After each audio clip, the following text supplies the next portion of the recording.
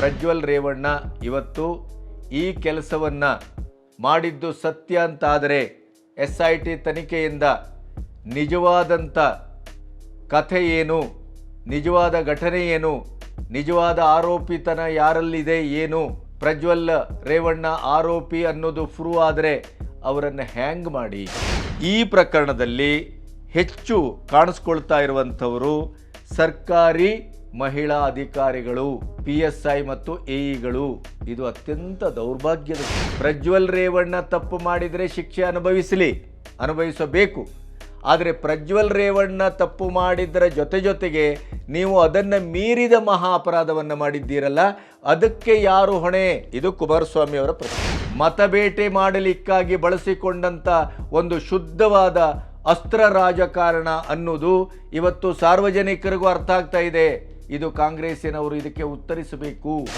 ಇಡೀ ಮಹಿಳಾ ಘಟಕ ಮತ್ತು ನಿಂಬಾಳ್ಕರನ್ನು ಸೇರಿ ಈಗ ಇದೇ ಪ್ರಜ್ವಲ್ ಕೇಸಲ್ಲಿ ಬೀದಿಯಲ್ಲಿ, ಹಳ್ಳಿಯಲ್ಲಿ, ನಗರಗಳಲ್ಲಿ ಪ್ರತಿ ಕಡೆ ಸುಡುವ, ಬೆಂಕಿ ಹಾಕುವ, ಚಪ್ಪಲಿ ಸೇವೆ ಮಾಡುವ ಎಲ್ಲ ರೀತಿಯ ಉಗ್ರವಾದಂಥ ಒಂದು ಪ್ರತಿಭಟನೆಯನ್ನು ಏನು ಮಾಡ್ತಾ ಇದ್ದೀರಿ ಕಾಂಗ್ರೆಸ್ಸಿನ ಮಹಿಳಾ ಒಂದು ಕಾರ್ಯಕರ್ತರು ಮತ್ತು ಮಹಿಳಾ ಘಟಕ. ನೇಹನ ಕೊಲೆಯಾದಾಗ ನಿಮ್ಮದೇ ಸರ್ಕಾರ, ಅದರಲ್ಲೂ ಗೃಹ ಮಂತ್ರಿಗಳು, ಮುಖ್ಯಮಂತ್ರಿಗಳು, ಉಪಮುಖ್ಯಮಂತ್ರಿಗಳು ಎಲ್ಲರೂ ಬೇಜವಾಬ್ದಾರಿಯ ಹೇಳಿಕೆಯನ್ನು ನೀಡಿದಾಗ ಅದನ್ನೇ ಯಾಕೆ ಪ್ರಶ್ನಿಸಿಲ್ಲ?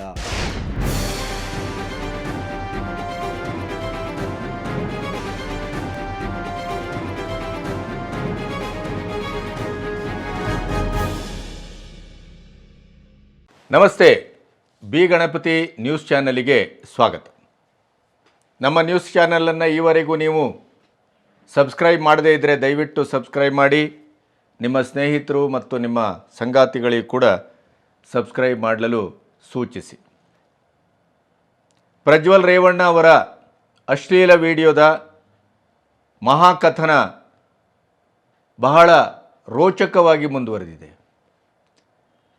ಕುಮಾರಸ್ವಾಮಿ ಅವರು ಸುದೀರ್ಘವಾದ ಪ್ರೆಸ್ ಮೀಟನ್ನು ಮಾಡಿ ಕಾಂಗ್ರೆಸ್ಸಿನ ಮೇಲೇ ಈ ಬಾಣವನ್ನು ತಿರುಗಿಸಿ ಬಿಟ್ಟಿದ್ದಾರೆ. ಅದರ ಜೊತೆಗೆ ದೇವರಾಜೇಗೌಡರು ಅಂತೇನೆ BJPಯ ಅಭ್ಯರ್ಥಿ, ಅಂದರೆ BJPಯ ಹುರಿಯಾಳು ಮತ್ತು ಸ್ವತಃ ಲಾಯರ್,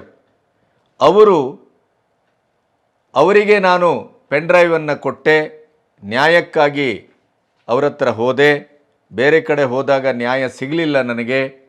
ಕಾಂಗ್ರೆಸ್ಸಿನವರೊಟ್ಟಿಗೆ ನ್ಯಾಯಕ್ಕಾಗಿ ನಾನು ಅಂಗಲಾಚಿದರೂ ನ್ಯಾಯ ಸಿಕ್ಕಿಲ್ಲ. ಆವಾಗ ದೇವರಾಜೇಗೌಡರು ರೇವಣ್ಣ ಅವರ ಕುಟುಂಬದ ವಿರುದ್ಧ ಮಾತಾಡ್ತಾ ಇದ್ದರು. ಕೆಲವು ಪ್ರಕರಣಗಳನ್ನು ಅವರು ಹೊರಗಡೆ ಹಾಕಿದ್ರು. ಆ ಕಾರಣಕ್ಕಾಗಿ ನಾನು ಅವರ ಹತ್ರ ಹೋಗಿ ಪೆನ್ ಡ್ರೈವ್ ಕೊಟ್ಟೆ, ನ್ಯಾಯಕ್ಕಾಗಿ ಅವರ ಹತ್ರ ಅಹವಾಲನ್ನು ಎದುರಿಟ್ಟೆ ಅಂತ 15 ವರ್ಷಗಳಿಂದ ಪ್ರಜ್ವಲ್ ರೇವಣ್ಣ ಅವರ ಕಾರ್ ಡ್ರೈವರ್ ಆಗಿ ಅತ್ಯಂತ ವಿಶ್ವಾಸಿಕನಾಗಿ ಇದ್ದಂಥ ಕಾರ್ತಿಕ್ಕು, ನಾನು ನಿನ್ನೆ ವಿಡಿಯೋದಲ್ಲಿ ಹೇಳಿದ ಹಾಗೆ ಅವರು 6 ಕೋಟಿ ರೂಪಾಯಿನ ಆಸ್ತಿಯನ್ನು ಯಾವಾಗ ಪಡ್ಕೊಂಡ್ರೋ ಆವಾಗ ಇಡೀ ಕುಟುಂಬ ಅವರ ಮೇಲೆ ತಿರುಗಿ ಬಿದ್ದು ಅವರನ್ನು ಹೊಡೆದು ಬಡಿದು ಹೆಂಡತಿಗೆ ಕೂಡ ದೈಹಿಕವಾಗಿ ಹಲ್ಲೆ ಮಾಡಿ ನಮ್ಮ ಆಸ್ತಿಯನ್ನು ವಾಪಸ್ ಬರೆಸ್ಕೊಂಡಿದ್ದಾರೆ. ಅದರ ವಿರುದ್ಧ ನಾನು ಹೋರಾಟ ಮಾಡ್ತಾ ಇದ್ದೇನೆ ಅನ್ನುವಂಥ ಒಂದು ಹೇಳಿಕೆಯನ್ನು ಇವತ್ತು ಮಾಧ್ಯಮದ ಎದುರು ಕಾರ್ತಿಕ್, ಪ್ರಜ್ವಲ್ ರೇವಣ್ಣ ಅವರ ಮಾಜಿ ಡ್ರೈವರ್, ಹೇಳಿಕೆಯನ್ನು ನೀಡಿದ್ದಾರೆ. ಕುಮಾರಸ್ವಾಮಿ ಅವರು ಏನು ಹೇಳಿದರು, ಅದರ ಜೊತೆಗೆ ಅಮಿತ್ ಶಾ ಅವರು ಪ್ರೆಸ್ ಮೀಟ್ನಲ್ಲಿ ಈ ಪ್ರಕರಣದ ಬಗ್ಗೆ ಪ್ರತ್ಯೇಕವಾಗಿ ಮಾತಾಡಿದ್ದಾರೆ. देखिए, श्री रेवन्ना का जो समाचार पत्रों में और चैनलों में चल रहा है वो बिल्कुल आघातजनक है. ऐसा सहन किया ही नहीं जा सकता और भारतीय जनता पार्टी का स्टैंड बहुत स्पष्ट है. हम देश की मातृशक्ति के साथ खड़े हैं, देश की नारी शक्ति के साथ खड़े हैं.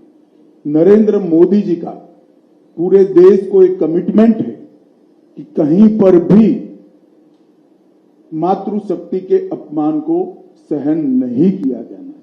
परंतु कांग्रेस पार्टी जो हम पर आरोप लगाना चाहती है, मैं छोटी सी बात पूछना चाहता हूं, वहां सरकार किसकी है? सरकार कांग्रेस पार्टी की है. फेक वीडियो आपके ध्यान में ही होंगे. क्योंकि टाइम पर रिलीज किए गए हैं। और अब तक कार्यवाही कांग्रेस पार्टी ने क्यों नहीं की? कार्यवाही हमने नहीं करनी है। ये लॉ एंड ऑर्डर का इश्यू स्टेट का इश्यू है। प्रियंका जी हमसे सवाल पूछ रही है, मैं प्रियंका जी को कहना चाहता हूं, नरेंद्र मोदी जी और मुझसे सवाल पूछने की जगह आपके मुख्यमंत्री उप मुख्यमंत्री को सवाल करिए कि आपकी सरकार क्या कर रही है, क्यों जांच नहीं हो रही है। हम जांच के पक्ष में है और हमारे साथी दल जेडीएस ने भी उन पर कदम उठाने की घोषणा की है। आज शायद उनकी कोर कमेटी की मीटिंग है और कदम उठाए भी जाएंगे। इस प्रकार की घटनाओं को सार्वजनिक जीवन में, समाज में या निजी तौर पर कहीं पर कोई स्थान नहीं होना चाहिए। कठोर से कठोर कदम उठाने चाहिए। ये भारतीय जनता पार्टी का स्टैंड अपर है और उसमें कोई कंफ्यूजन भारतीय जनता पार्टी में किसी स्तर पर नहीं है। हम महिला शक्ति के अपमान का, मातृशक्ति के अपमान का घोर निंदा करते। ಹಾಗೆಯೇ ಮಹಾನಾಯಕ ಅಂತ ಪ್ರೆಸ್ ಮೀಟನ್ನು ಆರಂಭಿಸಿ ಕೊನೆಗೆ DCM ಶಿವಕುಮಾರ್ ಅನ್ನುವ ನೇರ ಹೆಸರನ್ನು ಹೇಳುವ ಮೂಲಕ ಇವರ CD ಫ್ಯಾಕ್ಟರಿಯ ರಹಸ್ಯವನ್ನು ಜನರೆದುರು ಇಡ್ತಾ ಇದ್ದೇನೆ, ಸಂಪೂರ್ಣವಾಗಿ ಇವರ ಒಟ್ಟು ಕಾರಸ್ಥಾನವನ್ನು ನಾನು ಬಯಲಿಗೆಳೆಯಲಿಕ್ಕಿದ್ದೇನೆ. ಅದರ ಜೊತೆಗೆ ಈ ಪೆನ್ ಡ್ರೈವ್ ಏನಿವತ್ತು ಸಾರ್ವತ್ರಿಕವಾಗಿ ಬಿಡುಗಡೆಯಾಗಿದೆ, ಪ್ರಜ್ವಲ್ ರೇವಣ್ಣ ಅವರ ಒಂದು ಅಶ್ಲೀಲ ವಿಡಿಯೋ ಇವತ್ತೇನು ಜನಜನಿತವಾಗಿದೆ, ಅದರಿಂದ JDSಗೆ ಮುಜುಗರ, ಮೈತ್ರಿಗೆ ಮುಜುಗರ, ಈ ಎಲ್ಲವೂ ಆದದ್ದು ಸತ್ಯ. ಆದರೆ ಉಪ್ಪು ತಿಂದವನು ನೀರು ಕುಡಿಯಲೇಬೇಕು ಅನ್ನುವಂಥ ನನ್ನ ಮೊದಲ ವಾಕ್ಯ ಏನಿದೆ, ಈ ಪೆನ್ ಡ್ರೈವ್ ಪ್ರಕರಣ ಆಸ್ಫೋಟಿಸಿದಾಗ ನಾನು ಪ್ರಥಮವಾಗಿ ಏನು ಹೇಳಿಕೆ ಕೊಟ್ಟಿದ್ದೇನೆ ಅದಕ್ಕೆ ಇವತ್ತಿಗೂ ಬದ್ಧನಾಗಿದ್ದೇನೆ. ಯಾವುದೇ ಈ ನಾಡಿನ ಅಕ್ಕ ತಂಗಿಯರಿಗೆ, ಸಹೋದರಿಗೆ, ತಾಯಂದಿರಿಗೆ ಯಾವುದೇ ರೀತಿಯಲ್ಲೂ ನಮ್ಮ ಕುಟುಂಬ ಅನ್ಯಾಯ ಮಾಡಿಲ್ಲ. ನಾವು ಅಥವಾ ನಮ್ಮ ದೇವೇಗೌಡರು ತಮ್ಮ 60 ವರ್ಷದ ರಾಜಕೀಯ ಜೀವನದಲ್ಲಿ ಈ ದೇಶದ, ಈ ನಾಡಿನ ಬಹಳಷ್ಟು ಮಹಿಳೆಯರಿಗೆ ಅತ್ಯಂತ ಉಪಯುಕ್ತ ಆಗುವಂಥ ಕೆಲಸವನ್ನು ಮಾಡಿದ್ದಾರೆ. ಯಾವುದೇ ರೀತಿಯಲ್ಲೂ ನಾವು ಮಹಿಳೆಯರಿಗೆ ದ್ರೋಹ ಮಾಡಿಲ್ಲ, ಎರಡೆಣಿಸಿಲ್ಲ, ಇಂಥ ಹೇಸಿಗೆ ಕೆಲಸವನ್ನು ನಮ್ಮ ಕುಟುಂಬ ಮಾಡಿಲ್ಲ. ಪ್ರಜ್ವಲ್ ರೇವಣ್ಣ ಇವತ್ತು ಈ ಕೆಲಸವನ್ನು ಮಾಡಿದ್ದು ಸತ್ಯ ಅಂತಾದರೆ SIT ತನಿಖೆಯಿಂದ ನಿಜವಾದಂಥ ಕಥೆ ಏನು, ನಿಜವಾದ ಘಟನೆ ಏನು, ನಿಜವಾದ ಆರೋಪಿತನ ಯಾರಲ್ಲಿದೆ ಏನು, ಪ್ರಜ್ವಲ್ ರೇವಣ್ಣ ಆರೋಪಿ ಅನ್ನೋದು ಪ್ರೂವ್ ಆದರೆ ಅವರನ್ನು ಹ್ಯಾಂಗ್ ಮಾಡಿ, ನಾವು ಅದಕ್ಕೆ ಯಾವ ರೀತಿಯಲ್ಲೂ ಅಡ್ಡ ಬರುವುದಿಲ್ಲ. ಅವರನ್ನು ಈಗಾಗಲೇ ಪಕ್ಷದಿಂದ ಉಚ್ಚಾಟಿಸಲಾಗಿದೆ. ಆದರೆ ಅಂತ ಮಾತನ್ನು ಆರಂಭಿಸಿ ಅಲ್ಲಿಂದ ಬಾಣವನ್ನು ತಿರುಗಿಸಿ ಕಾಂಗ್ರೆಸ್ಸಿಗೆ ಬಿಟ್ಟಿದ್ದಾರೆ. ಅದು ಇವತ್ತಿನ ಬಹಳ ರೋಚಕವಾದಂಥ ಟ್ವಿಸ್ಟ್. 2 ಟ್ವಿಸ್ಟ್ ಇದೆ ಈ ಘಟನೆಗೆ ಇವತ್ತು.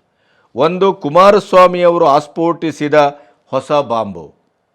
ಇನ್ನೊಂದು, ಡ್ರೈವರ್ ಕಾರ್ತಿಕ್ ಎಲ್ಲೋ ಒಂದು ಕಡೆ BJPಯ ನಾಯಕ ಮತ್ತು ಲಾಯರ್ ದೇವರಾಜೇಗೌಡರವರ ಮನೆಗೆ ನಾನು ಹೋಗಿ ನ್ಯಾಯವನ್ನು ಕೇಳಿದೆ. ಅವರು ಪೆನ್ ಡ್ರೈವನ್ನು ತೆಗೆದುಕೊಂಡರು. ಅದರ ಮೂಲ ಪೆನ್ ಡ್ರೈವನ್ನು ಅವರಿಗೇ ನಾನು ಕೊಟ್ಟಿದ್ದೇನೆ. ಅಲ್ಲಿಂದ ಇದು ಹೆಚ್ಚು ಕಮ್ಮಿ ಹೊರಗಡೆ ಬಂದಿರಬೇಕು, ನನಗಿದೇನೂ ಗೊತ್ತಿಲ್ಲ ಅನ್ನುವಂಥ ಮಾತಾಡಿದ್ರಿಂದ ಒಂದು ಅರ್ಥದಲ್ಲಿ BJPಯ ನಾಯಕ ದೇವರಾಜೇಗೌಡರೇ ಈ ಪೆನ್ ಡ್ರೈವ್ ಹೊರಗೆ ಬರಲಿಕ್ಕೆ ಕಾರಣ ಅನ್ನುವಂಥ ಒಂದು ವಾತಾವರಣ ಸೃಷ್ಟಿಯಾದದ್ದು. ಆದರೆ ಆ ವಾತಾವರಣ ಸೃಷ್ಟಿಯಾದ ಸ್ವಲ್ಪೇ ಹೊತ್ತಿನಲ್ಲಿ ದೇವರಾಜೇಗೌಡರು ಪ್ರೆಸ್ಸಿನ ಮುಂದೆ ಬಂದು ಕೊಟ್ಟ ಹೇಳಿಕೆ ಈಗ ಆ ಚೆಂಡು ಕಾಂಗ್ರೆಸ್ಸಿಗೆ ಮತ್ತು ವಾಪಸ್ ಪುಟಿದು ನಿಂತಿದೆ. ಅದು ಏನು? ಕುಮಾರಸ್ವಾಮಿ ಅವರು ಬಿಟ್ಟ ಹೊಸ ಅಸ್ತ್ರ ಬಾಂಬು ಏನು?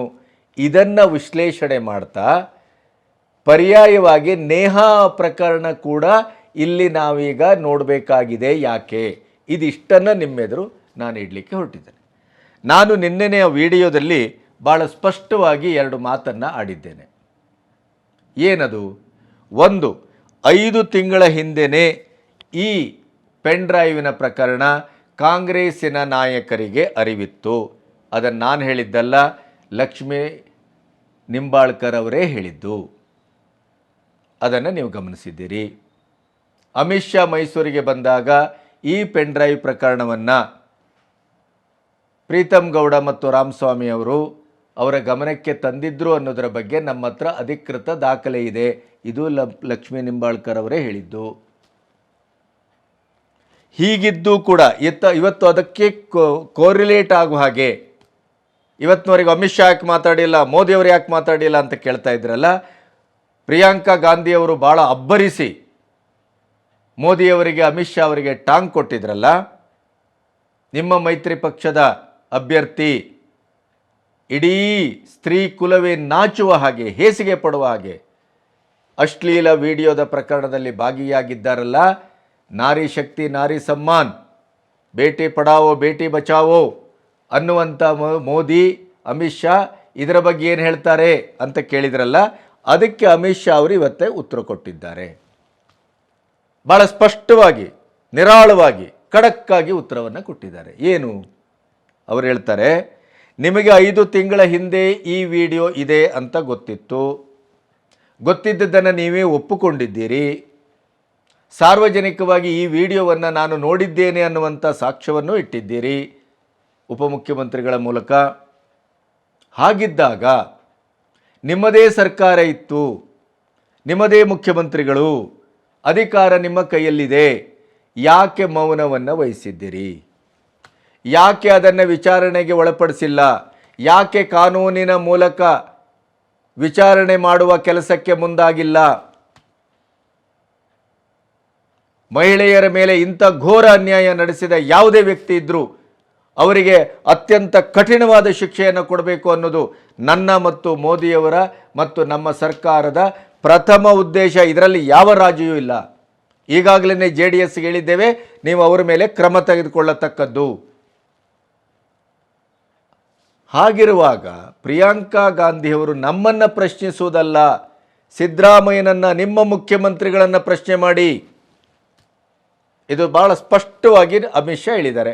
ಇದಕ್ಕೆ ಏನು ಹೇಳ್ತಾರೆ ಕಾಂಗ್ರೆಸ್ ಕಾರ್ಯಕರ್ತರು ಅಥವಾ ಕಾಂಗ್ರೆಸ್ಸಿನ ನಾಯಕರು, ಮುಖ್ಯಮಂತ್ರಿಗಳು, ಅಥವಾ ಭಾಳ ವೀರಾವೇಶದಿಂದ ನಿಮ್ಮ ಮೈತ್ರಿ ಸರ್ಕಾರದ ಅಭ್ಯರ್ಥಿ ಎಷ್ಟು ಜನ ಹೆಣ್ಣುಮಕ್ಕಳ ಮಾಂಗಲ್ಯವನ್ನು ಕಿತ್ತಿದ್ದಾರೆ ನೋಡಿ ಮೋದಿಯವರೇ ಅಂತ ಹೇಳ್ತಾರಲ್ಲ ಕೃಷ್ಣ ಬೈರೇಗೌಡರು. ಅದಕ್ಕೆ ನೀವೇನು ಹೇಳ್ತೀರಿ ಕೃಷ್ಣ ಬೈರೇಗೌಡರ ಈ ಮಾತಿಗೆ? ಇಷ್ಟು ಹಿಂದೆಯೇ ನಿಮಗೆ ಈ ಪ್ರಕರಣ ಪ್ರಜ್ವಲ್ ರೇವಣ್ಣ ಅವರ ಮೂಲಕ ಹಾಸನದಲ್ಲಿ ನಡೆದಿದೆ. ಅದರಲ್ಲೂ ಇನ್ನೊಂದು ಬೀಭತ್ಸವಾದದ್ದೇನು, SIT ಇವತ್ತು ಸಂತ್ರಸ್ತ ಮಹಿಳೆಯರನ್ನು ಗುರುತಿಸಲಿಕ್ಕೆ ಮಹಿಳಾ ವಿಶೇಷ ಘಟಕವನ್ನು ಹುಟ್ಟುಹಾಕಿದೆ. ಭಾಳ ದಕ್ಷ ಅಧಿಕಾರಿಗಳನ್ನೇ ಅಲ್ಲಿ ನೇಮಿಸಲಾಗಿದೆ. ಅದಕ್ಕಿಂತ ಇನ್ನೊಂದು ಬಹಳ ಮರ್ಮಭೇದಕ ಮತ್ತು ಬಹಳ ನೋವಿನ ಸಂಗತಿ ಅಂದರೆ,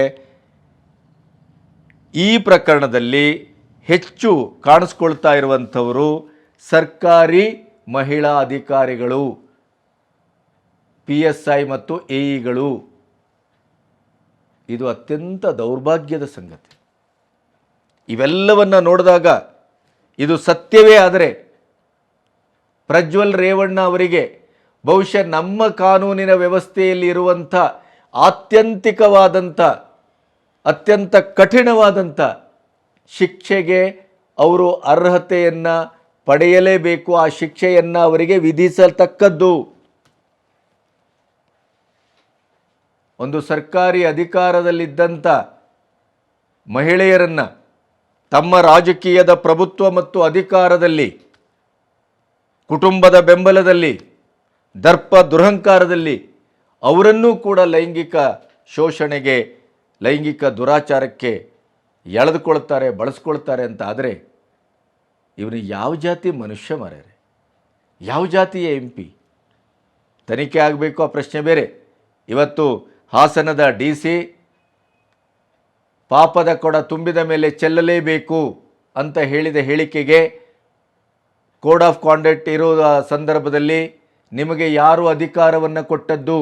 SIT ತಂಡ ರಚನೆ ಆಗಿದೆ, ಅದು ತನ್ನ ಕೆಲಸವನ್ನು ತಾನು ಮಾಡ್ತದೆ.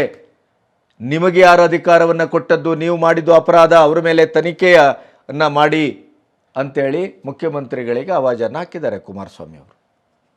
ಅಮಿತ್ ಶಾ ಅವರು ಹೇಳಿದ ಮಾತಿಗೆ ಕಾಂಗ್ರೆಸ್ಸಿನವರು ಯಾವ ರೀತಿ ಪ್ರತಿಕ್ರಿಯಿಸ್ತಾರೆ? ಹಾಗಾದರೆ ಅದೇ ಪ್ರಶ್ನೆಯನ್ನು ಇವತ್ತು ರಾಜ್ಯದ ಜನತೆ ಕೂಡ ಕೇಳಬೇಕಾಗಿದೆ. ಎಲೆಕ್ಷನ್ನಿಗೆ ಮತಕ್ಕೆ 2 ದಿನ ಇರುವಾಗ ಈ ಪ್ರಕರಣವನ್ನು ಸಾರ್ವಜನಿಕರ ಎದುರು ಪೆನ್ ಡ್ರೈವನ್ನು ಓಪನ್ ಮಾಡಿದಂಥ ಒಂದು ಘಟನೆಗೆ ಕುಮಾರಸ್ವಾಮಿ ಅವರು ಬೇರೆಯೇ ಬಾಂಬನ್ನು ಹಾಕಿದ್ದಾರೆ. ಹಾಗಾದರೆ ಕುಮಾರಸ್ವಾಮಿ ಅವರು ಏನು ಹೇಳಿದರು ನೀವು ಈಗಾಗಲೇ ಕೇಳಿರ್ತೀರಿ. ಕುಮಾರಸ್ವಾಮಿ ಅವರು ಏನು ಹೇಳಿದರು ಅದನ್ನೊಮ್ಮೆ ನೋಡಿ. ನಾನು ಕಾಂಗ್ರೆಸ್ನ ಮುಖ್ಯಮಂತ್ರಿಗಳಿಗೆ ಕೇಳಲಿಕ್ಕೆ ಬಯಸ್ತೀನಿ, ನೀವೊಬ್ಬರು ಅಡ್ವೊಕೇಟರ್ ಇದ್ದೀರಿ, ಬಹುಶಃ ನೀವು ನನ್ನ ಚುನಾವಣೆಯಲ್ಲಿ ಸೋಲ್ತಕ್ಕಂಥ ವಿಷಯವನ್ನೇನು ಪ್ರಿಡಿಕ್ಷನ್ ಕೊಟ್ಟಿದ್ದೀರಿ. ಈಗ ಕಾರ್ತಿಕ್ ಅಂತಕ್ಕಂಥವನು ರೇವಣ್ಣ ಅವ್ರ ಮನೇಲಿ ಡ್ರೈವರ್ ಆಗಿದ್ದವನೇ. ಅವ್ರ ಮನೆಯಲ್ಲಿ ಬಹುಶಃ 8-10 ವರ್ಷದಿದ್ದೋ ಗೊತ್ತಿಲ್ಲ ನನಗೆ ಎಷ್ಟು ವರ್ಷ ಇದ್ದ ಅಂತೇಳಿ. ಅವ್ರ ಮನೇಲಿ ಕೆಲಸ ಮಾಡ್ತಾ ಇದ್ದಂಥದ್ದು ಮಾಹಿತಿ ನನಗೆ ಈಗ ಬಂದಿದೆ. ಇನ್ನೊಂದು ನೆನ್ನೆ ಒಂದು ಕಂಪ್ಲೇಂಟ್ ಕೊಡಿಸ್ಕೊಂಡಿದ್ದಾರಲ್ಲ, ಆ ಹೆಣ್ಮಗಳು ಸ್ವಲ್ಪ ಅವ್ರ ಮನೆಯಲ್ಲೇ ಕೆಲಸ ಮಾಡ್ತಿದ್ದಂಥ ಹೆಣ್ಮಗಳು ಅಂತಕ್ಕಂಥದ್ದು ಬಂದಿದೆ. ಮನೆ ಬಿಟ್ಟು 5 ವರ್ಷ ಆಗಿದೆ. ಅದು ಯಾತಕ್ಕೆ ಮನೆ ಬಿಟ್ಟ, ಇವನು ಡ್ರೈವರು ಇವರು, ಅದೆಲ್ಲ ಮುಂದೆ ತನಿಖೆಯಲ್ಲಿ ಬರಲಿ, ಅದು ಎಲ್ಲ ಬರುತ್ತೆ. ಅವನ ಹಣೆ ಬರವೂ ಗೊತ್ತಾಗುತ್ತೆ. ಯಾತಿಗೆ ಬಿಟ್ಟಿದ್ದ, ಅಲ್ಲಿ ಕೆಲಸ ಯಾವ ಥರ ಮಾಡ್ತಿದ್ದ, ಅಲ್ಲಿಂದ ಯಾವ ರೀತಿ ಹೋದ, ಅದೆಲ್ಲ ಮುಂದೆ ಬರ್ತದೆ. ಈಗ ಅದೇನೋ ಹೇಳಿಕೆನೂ ಕೊಡಿಸ್ಕೊಂಡವ್ರಂತೆ ಬೆಳಿಗ್ಗೆ. ನಾನು ಯಾವಾಗ ಈ ವಿಷಯಗಳನ್ನೆಲ್ಲ ತೆಗಿತೀನಿ ಅಂತ ಮೆಸೇಜ್ ಹೋಯ್ತು ಅವರಿಗೆ. ಈಗ ಅವ್ರ ಕೆಲವೊಂದು ಹೇಳಿಕೆ ತರಾತುರಿ ಕೊಡಿಸ್ಕೊಂಡವ್ರೆ. ದೇವರಾಜೇಗೌಡನಿಗೆ ನಾನು ಕೊಟ್ಟೇ ಇಲ್ಲ, ಅವನ ಹತ್ರ ಇದ್ದಿದ್ದೆಲ್ಲ ಅವನ ಹತ್ರ ಇತ್ತು, ನನಗಿದು ಗೊತ್ತೇ ಇಲ್ಲ, ಕ್ಯಾಸೆಟೇ ಮಾಡಿಸಿಲ್ಲ ಅಂತ ಏನೋ ಹೇಳೋನೆ ಅಂತ ಏನೋ ಹೇಳಿದ್ರು. ಈಗ ನಾನು ಹೊರಗಡೆ ಅದೆಲ್ಲ ಇರಲಿ, ಯಾರು ಮಾಡಿದ್ದಾರೆ ಯಾರು ಬಿಟ್ಟರು ಅದೆಲ್ಲ ಇನ್ನೂ ತನಿಖೆ ಆಗಬೇಕಲ್ಲ. ಈಗ ನಾನು ಹೇಳ್ತಕ್ಕಂಥದ್ದು ರಾಜ್ಯದ ಮುಖ್ಯಮಂತ್ರಿಗಳಿಗೆ, ಸಿದ್ದರಾಮಣ್ಣವರೇ ಏನು SIT ರಚನೆ ಮಾಡಿದ್ದೀರಿ, ಕಾಂಗ್ರೆಸ್ ಪಕ್ಷಕ್ಕೆ ನಿಮಗೇನಾದರೂ ಈ ನಾಡಿನ ಮಹಿಳೆಯರ ಬಗ್ಗೆ, ಈ ನಾಡಿನ ಬಡ ಕುಟುಂಬಗಳ ಬಗ್ಗೆ ಇರ್ಬೋದು, ಗೌರವ ಅಂತಕ್ಕಂಥದ್ದು ಇದ್ರೆ ಕಿಂಚಿತ್ತು ನಿಮಗೆ, ದಯವಿಟ್ಟು ಈ ಬಿಡುಗಡೆ ಮಾಡಿದ್ದಾರಲ್ಲ ಪೆನ್ ಡ್ರೈವ್ಗಳನ್ನ, ಲಕ್ಷಾಂತರ ಪೆನ್ ಡ್ರೈವ್ಗಳನ್ನು ಸೋಷಿಯಲ್ ಮೀಡಿಯಾಗೆ ಬಿಡುಗಡೆ ಮಾಡಿದ್ದಾರಲ್ಲ, ಇದೆಲ್ಲ ಮಾಹಿತಿಗಳನ್ನು, ಆ ಹೆಣ್ಣು ಮಕ್ಕಳು ಏನು ಅನ್ಯಾಯ ಮಾಡಿದ್ರು, ಹೆಣ್ಮಕ್ಳು ಏನು ಅನ್ಯಾಯ ಮಾಡಿದ್ರು, ಇಲ್ಲಿ ನಾನು ಯಾವುದೇ ಕಾರಣಕ್ಕೂ ಪ್ರಜ್ವಲ್ ರೇವಣ್ಣ ಅವರನ್ನ ವಹಿಸ್ಕೊಳ್ತಕ್ಕಂಥ ಪ್ರಶ್ನೆ ಇಲ್ಲ. ಭಾಳ ಸ್ಪಷ್ಟವಾಗಿ ಹೇಳ್ತೇನೆ, ಅವನು ತಪ್ಪು ಮಾಡಿದರೆ ಆ ತಪ್ಪಿಗೆ ತಲೆ ಬಾಗಲೇಬೇಕು ಅವನು. ನಾನು ಭಾಳ ಸ್ಪಷ್ಟವಾಗಿ ಹೇಳ್ತಾ ಇದ್ದೇನೆ ಸಿದ್ದರಾಮಯ್ಯನವರೇ, ನಿಮ್ಮ SITನಲ್ಲಿ ತನಿಖೆ ಮಾಡೋಕ್ಕೆ ಆದೇಶ ಮಾಡಿದ್ದೀರಿ, ಒಪ್ಕೋತೀನಿ. ಇದ್ರ ಜೊತೆಗೆ ಈ ಹೆಣ್ಣು ಮಕ್ಕಳ ಮುಖಗಳನ್ನು ಹಾಕಿ, ಅದೇನೋ 2000 ಇದೆಯಂತಲ್ಲ ಇನ್ನೂ ಕ್ಯಾಸೆಟ್ಗಳು. ನೋಡಿದ್ರಲ್ಲ ಕುಮಾರಸ್ವಾಮಿ ಅವರ ಒಟ್ಟು ಮಾತಿನ ಅರ್ಥ ಏನು? ಪೆನ್ ಡ್ರೈವ್ ಬಿಟ್ರಿ, ಈ ಪ್ರಕರಣವನ್ನು ಹೊರಗೆ ತಂದ್ರಿ, ಆಯಿತು, ನಿಮಗೆ ಮೊದಲೇ ಗೊತ್ತಿತ್ತು, ಆದರೂ ಕೂಡ ಈ ಎಲೆಕ್ಷನ್ನಿನ ಸಂದರ್ಭ, ಅದರಲ್ಲೂ ಮತದಾನಕ್ಕೆ 2 ದಿನ ಬಾಕಿ ಇರುವಾಗ ಮನೆ ಮನೆಗೆ ಪೆನ್ ಡ್ರೈವನ್ನು ತಲುಪಿಸುವ ಕೆಲಸವನ್ನು ನೀವು ಮಾಡಿದ್ದೀರಿ. ಮಹಾನಾಯಕ ಮಾಡಿದ್ದಾನೆ, ಉಪಮುಖ್ಯಮಂತ್ರಿ DK ಶಿವಕುಮಾರ್ ಮಾಡಿದ್ದಾರೆ ಅಂತಲೇ ಕೊನೆಗೆ ನೇರವಾಗಿ ಆರೋಪಿಸ್ತಾರೆ. ಆಯಿತು, ನೀವು ಮಾಡಿದ್ದೀರಿ, ತಪ್ಪಿತಸ್ಥನಿಗೆ ಕಠಿಣವಾದ ಶಿಕ್ಷೆ ಆಗತಕ್ಕದ್ದು ಆಗಬೇಕು, ಅದು ನಮ್ಮ ನಿಲುವು ಕೂಡ, ಅದರಲ್ಲಿ ಯಾವ ಬದಲಾವಣೆಯೂ ಇಲ್ಲ. ನನ್ನ ವಿನಂತಿ ಏನು ಅಂತಂದರೆ, ಯಾವುದೇ ರಾಜ್ಯ ಸರ್ಕಾರದ ರಾಜಕಾರಣಿಗಳ ಆಡಳಿತಾರೂಢ ಪಕ್ಷದ ಪ್ರಭಾವ ಇಲ್ಲದೇ ಸ್ಪಷ್ಟವಾದ ನೇರವಾದ ತನಿಖೆ ಆಗಲಿ, ಸತ್ಯ ಹೊರಗೆ ಬರಲಿ. ಆ ಸತ್ಯದ ಬೆಳಕಲ್ಲಿ ಯಾರೇ ತಪ್ಪಿತಸ್ಥ ಆಗಿರಲಿ, ಅದು ಪ್ರಜ್ವಲ್ ರೇವಣ್ಣನೇ ಆಗಿರಲಿ, ತಪ್ಪಿತಸ್ಥ ಅಂತಾದರೆ ಉಗ್ರ ಶಿಕ್ಷೆಯನ್ನು ವಿಧಿಸಿ, ಹ್ಯಾಂಗ್ ಮಾಡಿ, ನಮ್ಮದು ಯಾವುದೇ ಆಕ್ಷೇಪ ಇಲ್ಲ, ಭಾಳ ಸ್ಪಷ್ಟವಾಗಿ ಹೇಳಿದ್ದಾರೆ. ಆದರೆ ಮಹಿಳೆಯರ ಮೇಲೆ ಬಹಳ ಕಾಳಜಿಯನ್ನು ವ್ಯಕ್ತಪಡಿಸುವವರು ನೀವು. ನಮ್ಮ ತಾಯಂದಿರು ಅಕ್ಕಂದಿರ ಮಾನ ಪ್ರಾಣವನ್ನು, ಗೌರವವನ್ನು, ಸಮ್ಮಾನವನ್ನು ಉಳಿಸಲಿಕ್ಕೆ ನಾವು ಹೋರಾಟ ಮಾಡ್ತಾ ಇದ್ದೇವೆ, ಕಾನೂನಿನ ಕ್ರಮ ತೆಗೆದುಕೊಳ್ತಾ ಇದ್ದೇವೆ. ಇದು ಅತ್ಯಂತ ಹೇಸಿಗೆ ಮತ್ತು ಸಮಾಜ ತಲೆ ತಗ್ಗಿಸುವಂಥ ಪ್ರಕರಣ, ಇದನ್ನು ನಾವು ಹೀಗೆ ಬಿಡುವುದಿಲ್ಲ ಅಂತ ನೀವು ಏನು ಅಬ್ಬರಿಸ್ತಾ ಇದ್ದೀರಿ. ಆದರೆ ಪ್ರಜ್ವಲ್ ರೇವಣ್ಣ ತಪ್ಪು ಮಾಡಿದರೆ ಶಿಕ್ಷೆ ಅನುಭವಿಸಬೇಕು. ಆದರೆ ಪ್ರಜ್ವಲ್ ರೇವಣ್ಣ ತಪ್ಪು ಮಾಡಿದ್ದರ ಜೊತೆಗೆ ನೀವು ಅದನ್ನು ಮೀರಿದ ಮಹಾ ಅಪರಾಧವನ್ನು ಮಾಡಿದ್ದೀರಲ್ಲ, ಅದಕ್ಕೆ ಯಾರು ಹೊಣೆ? ಇದು ಕುಮಾರಸ್ವಾಮಿ ಅವರ ಪ್ರಶ್ನೆ. ಏನು ಪ್ರಶ್ನೆ ಹಾಗಾದರೆ? ಈ ಪೆನ್ಡ್ರೈವನ್ನು ರಾಜಕೀಯ ಹಿತಾಸಕ್ತ ಕಾರಣಕ್ಕಾಗಿ ಮತದಾನದ 2 ದಿನ ಮೊದಲು ವ್ಯವಸ್ಥಿತವಾಗಿ ಇದನ್ನು 4-5 ತಿಂಗಳ ಮೊದಲೇ ನಿಮಗೆ ಗೊತ್ತಿದ್ದರೂ ಕೂಡ ಅದನ್ನು ಸರಿಯಾದಂಥ ಕಾನೂನಿನ ಪ್ರಕ್ರಿಯೆಗೆ ಒಳಪಡಿಸ್ತೇನೆ. ಈ ಪೆನ್ಡ್ರೈವನ್ನು ಪಬ್ಲಿಕ್ ಮಾಡಿದ್ದೀರಲ್ಲ, ಇದಕ್ಕೆ ನಿಮಗೆ ಯಾವ ಅಪರಾಧ ಅಂತ ಅನಿಸೋದಿಲ್ವೇ? ಪಬ್ಲಿಕ್ ಮಾಡುವ ಅಗತ್ಯ ಏನಿತ್ತು? ಅದನ್ನು ಗೌಪ್ಯವಾದ ತನಿಖೆಗೆ ಒಳಪಡಿಸ್ಲಿಕ್ಕೆ ಸಾಧ್ಯ ಇರಲಿಲ್ವೇ? SITಯನ್ನು ಈಗ ರಚನೆ ಮಾಡೋ ಬದಲು ಆಗಲೇ ರಚನೆ ಮಾಡಿ ಅದನ್ನು ತನಿಖೆಗೆ ಒಳಪಡಿಸ್ಬೋದಿತ್ತಲ್ಲ. ಅದರಲ್ಲೂ ಪೆನ್ಡ್ರೈವ್ನಲ್ಲಿದ್ದಂಥ ಹೆಣ್ಣುಮಕ್ಕಳ ಫೇಸನ್ನು ಬ್ಲರ್ ಮಾಡ್ದೇನೆ ನೇರ ಅದನ್ನು ಸಮಾಜದ ಎದುರು ಬಿಟ್ಟಿದ್ದೀರಲ್ಲ, ಈ ಸಾವಿರಾರು ಹೆಣ್ಣುಮಕ್ಕಳ ಮಾನ, ಪ್ರಾಣ, ಭವಿಷ್ಯ ಇದಕ್ಕೆ ಯಾರು ಹೊಣೆ? ಅವರ ಮಾನವನ್ನು ಇಷ್ಟು ಭೀಭತ್ಸವಾಗಿ ತೆಗೆದರಲ್ಲ, ಆ ಮಾನಹಾನಿಗೆ ಯಾರು ಜವಾಬ್ದಾರಿ ಮಹಾನಾಯಕರೇ ಅಂತ ಕೇಳಿದ್ದಾರೆ.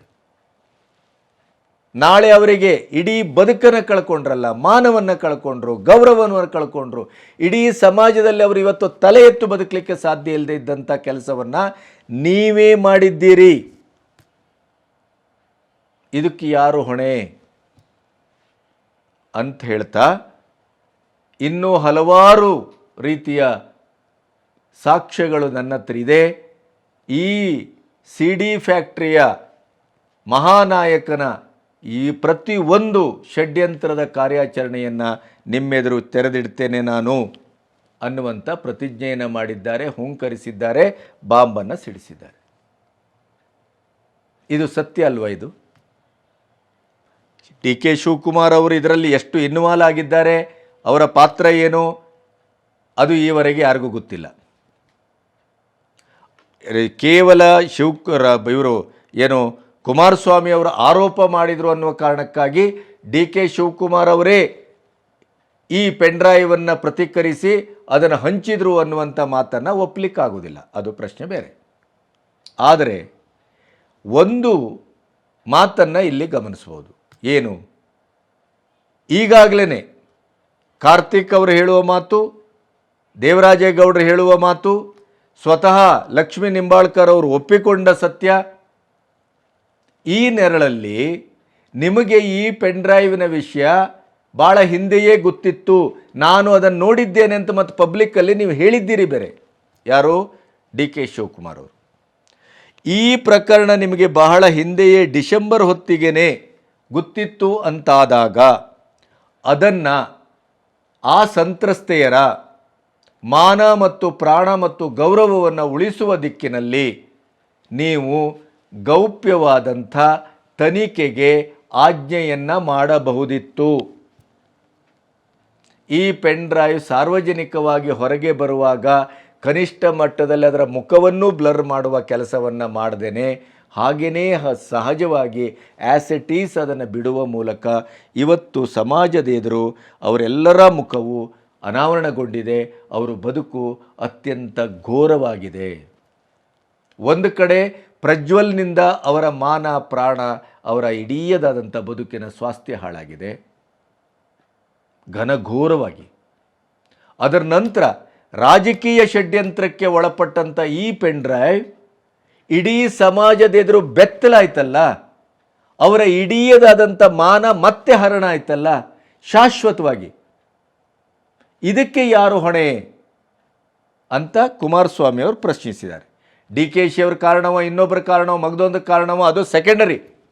ಅವರು ಆರೋಪಿಸಿದ ತಕ್ಷಣ DKಶಿ ಅವರನ್ನು ಆರೋಪಿಯ ಸ್ಥಾನದಲ್ಲಿ ನಿಲ್ಲಿಸಲಿಕ್ಕೆ ಸಾಧ್ಯ ಇಲ್ಲ. ಅದು ತನಿಖೆ, ಅದರ ಮೇಲೂ ತನಿಖೆ ಆಗಬೇಕು. ಆದರೆ ಈ ಒಂದು ಪ್ರಕರಣವನ್ನು ಆಡಳಿತಾರೂಢ ಸರ್ಕಾರ ಮನಸ್ಸು ಮಾಡಿದ್ದಿದ್ರೆ ಸರಿಯಾದ ರೀತಿಯಲ್ಲಿ ಗೌಪ್ಯವಾಗಿ ಈಗಾಗಲೇ ಮಾನ ಹರಣಕ್ಕೆ ಒಳಗಾದಂಥ, ಲೈಂಗಿಕ ಶೋಷಣೆಗೆ ಒಳಗಾದಂಥ ಈ ಮಹಿಳೆಯರ, ಅಕ್ಕ ತಂಗಿಯರ, ಸಹೋದರಿಯರ ಮಾನವನ್ನು ಬೀದಿಯಲ್ಲಿ ಹರಿಹಂಚುವ ಕೆಲಸವನ್ನು ತಪ್ಪಿಸಬಹುದಿತ್ತು. ಈ ಪ್ರಶ್ನೆ ಸಾರ್ವಜನಿಕವಾಗಿ ಇವತ್ತು ಗಂಭೀರವಾಗಿ ಹುಟ್ಕೊಂಡಿದೆ. ಕುಮಾರಸ್ವಾಮಿ ಅವರು ಪ್ರೆಸ್ ಮೀಟ್ ಕರೆದು ಹೇಳುವವರೆಗೂ ಈ ಪ್ರಶ್ನೆ ಯಾರಿಗೂ ಹೊಳೆಯಲಿಲ್ಲ ಅಂತ ಅರ್ಥ ಅಲ್ಲ. ಆದರೆ ಸರ್ಕಾರಕ್ಕೆ ಇದು ಅರ್ಥ ಆಗಲಿಲ್ವಲ್ಲ. ಇವತ್ತು ಇಡೀ ಮಹಿಳಾ ಘಟಕ ಪ್ರತಿಭಟಿಸ್ತಾ ಇದೆ. ಲಕ್ಷ್ಮೀ ನಿಂಬಾಳ್ಕರ್ ಇನ್ನಿಲ್ಲದಂತೆ ಗರ್ಜಿಸ್ತಾ ಇದ್ದಾರೆ. ಮೈತ್ರಿ ರಾಜಕಾರಣದ ಕಾರಣಕ್ಕೆ ಮೋದಿ ಮತ್ತು ಶಾ ಅವರನ್ನು ಎಳೆದು ತರಲಾಗ್ತಾ ಇದೆ. ಪ್ರಿಯಾಂಕಾ ಖರ್ಗೆ ಮತ್ತೊಬ್ಬರು ಅವರು ಇವರು ಎಲ್ಲರೂ ಬಾಯಿಗೆ ಬಂದಾಗ ಮಾತಾಡ್ತಾ ಇದ್ದಾರೆ. ಆದರೆ ನಿಮಗೆ ಒಂದು ಸೂಕ್ಷ್ಮತೆ ಅರ್ಥ ಆಗಿಲ್ಲ. ನೀವು ಮೈತ್ರಿ ರಾಜಕಾರಣದ ಬಗ್ಗೆ ಮಾತಾಡಿ, ನಾರಿ ಶಕ್ತಿ, ನಾರಿ ಸಮ್ಮಾನ್, ಬೇಟಿ ಪಡಾವೋ, ಬೇಟಿ ಬಚಾವೋ ಅದೆಲ್ಲವನ್ನೇ ಇಟ್ಟುಕೊಂಡು ನಿಮ್ಮ ಮೈತ್ರಿ ಪಕ್ಷದ ಅಭ್ಯರ್ಥಿಯ ಈ ಅಶ್ಲೀಲ ವಿಡಿಯೋದ ಮಹಿಳೆಯರ ಬಗ್ಗೆ ಇರುವಂಥ ಕ್ಷುದ್ರವಾದಂಥ ಒಂದು ಈ ನಡವಳಿಕೆಯ ಕಾರಣಕ್ಕಾಗಿ ನೀವು ಮಹಿಳೆಯರ ಬಗ್ಗೆ ಯಾವ ಧೋರಣೆಯನ್ನು ಹೊಂದಿದ್ದೀರಿ, ಯಾವ ಪ್ರತಿಕ್ರಿಯಿಸ್ತೀರಿ, ಯಾವ ರೀತಿಯಲ್ಲಿ ಪ್ರತಿಕ್ರಿಯಿಸ್ತೀರಿ ಇತ್ಯಾದಿ ನೀವು ಹಲವಾರು ಪ್ರಶ್ನೆಯನ್ನು ಮಾಡಿ ಒಂದು ರೀತಿಯಲ್ಲಿ ಮೈತ್ರಿ ರಾಜಕಾರಣ ಮಾಡಿಕೊಂಡಿದ್ದಾರೆ ಅನ್ನುವ ಕಾರಣಕ್ಕಾಗಿ ನೀವು ಮೋದಿಯವರನ್ನು, ಶಾ ಅವರನ್ನು ನೀವು ಟಾರ್ಗೆಟ್ ಮಾಡ್ತಾ ಇರೋದು ಸರಿಯಾದ ಪ್ರಕರಣ ಅಲ್ಲ.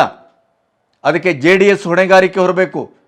JDS ತನ್ನ ಜವಾಬ್ದಾರಿಯನ್ನು ನಿಭಾವಣೆ ಮಾಡಬೇಕು. JDS ಅದರ ಉತ್ತರದಾಯಿತ್ವವನ್ನು ಹೊರಬೇಕು. ಅದನ್ನು ಹೊರತಾ ಇದೆ. ಅದನ್ನೇ ಅಮಿತ್ ಶಾ ಅವರು ಕೂಡ ಅವರಿಗೆ ತಾಕೀತು ಮಾಡಿದ್ದಾರೆ. ಇದನ್ನು ಸರಿಯಾದ ರೀತಿಯಲ್ಲಿ ತಾರ್ಕಿಕ ಅಂತ್ಯವನ್ನು ಮಾಡಿ, ಕ್ಷಮಿಸುವ ಪ್ರಶ್ನೆಯೇ ಇಲ್ಲ, ನಿಭಾಯಿಸುವ ಪ್ರಶ್ನೆಯೇ ಇಲ್ಲ. ಈ ದೇಶದ ತಾಯಂದಿರ ಪರವಾಗಿ NDA ಸರ್ಕಾರ ಇದೆ, ಮೋದಿ ಸರ್ಕಾರ ಇದೆ. ಅವರಿಗೆ ಆಗುವ ಅಪಮಾನ, ಅವರಿಗಾಗುವ ಅನ್ಯಾಯ ಅದು ನಾವು ಯಾವ ಕಾರಣಕ್ಕೂ ಸಹಿಸಲಿಕ್ಕೆ ಸಾಧ್ಯ ಇಲ್ಲ ಅಂತ ನೇಹನ ಪ್ರಕರಣದಲ್ಲೂ ಇದನ್ನೇ ಮಾತಾಡಿ.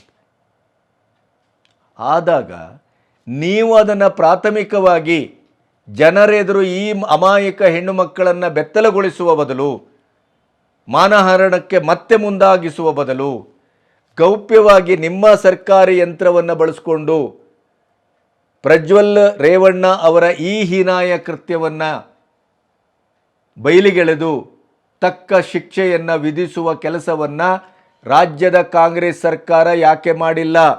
ಅದನ್ನು ಎಲೆಕ್ಷನ್ನಿನ ಮತದಾನದ 2 ದಿನ ಮೊದಲು ಸಾರ್ವಜನಿಕವಾಗಿ ಅದನ್ನು ಬಿಡುವ ಕೆಲಸವನ್ನು ಯಾಕೆ ಮಾಡಿತ್ತು? ತಮಗೆ ಇದರ ಅರಿವಿತ್ತು, ಗೊತ್ತಿತ್ತು ಅಂತ ನಿಂಬಾಳ್ಕರ್ ಹೇಳ್ತಾರೆ, DKಶಿ ಅವರು ಹೇಳ್ತಾರೆ. ಹಾಗಾದರೆ ನೀವು ತನಿಖೆಯನ್ನು ಯಾಕೆ ಮಾಡಿಲ್ಲ? ನಿಮ್ಮ ಉದ್ದೇಶ ಏನು ಹಾಗಾದರೆ?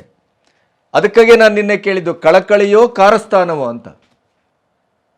ಮತಬೇಟೆ ಮಾಡಲಿಕ್ಕಾಗಿ ಬಳಸಿಕೊಂಡಂಥ ಒಂದು ಶುದ್ಧವಾದ ಅಸ್ತ್ರ ರಾಜಕಾರಣ ಅನ್ನೋದು ಇವತ್ತು ಸಾರ್ವಜನಿಕರಿಗೂ ಅರ್ಥ ಆಗ್ತಾ ಇದೆ. ಇದು ಕಾಂಗ್ರೆಸ್ಸಿನವರು ಇದಕ್ಕೆ ಉತ್ತರಿಸಬೇಕು. ಉರಿಯುವ ಹುಣ್ಣಿಗೆ ಉಪ್ಪು ತುಂಬಿದ್ದೀರಿ ನೀವು. ಮೊದಲೇ ಅವರು ಮಾನವನ್ನು ಕಳ್ಕೊಂಡು ಅತಂತ್ರವಾಗಿ ಜೀವ ಭಯ, ಪ್ರಾಣ ಭಯ, ಸಮಾಜದ ಭಯ, ಕುಟುಂಬದ ಭಯ, ಸಾಂಸ್ಕೃತಿಕ ಭಯ, ಎಲ್ಲ ಭಯದಿಂದ ಕರಗಿ ಕುಬ್ಜರಾಗಿ ಹೋದಂಥ ಈ ಮಹಿಳೆಯರಿಗೆ ಇವತ್ತು ಯಾವ ಮರ್ಮಾಘಾತ? ಸಾರ್ವಜನಿಕವಾಗಿ ಮತ್ತೆ ಅವಮಾನಕ್ಕೆ ಗುರಿಯಾದಂಥ ಮರ್ಮಾಘಾತ. ಇದನ್ನೇ ಕುಮಾರಸ್ವಾಮಿ ಅವರು ಹೇಳಿದರು.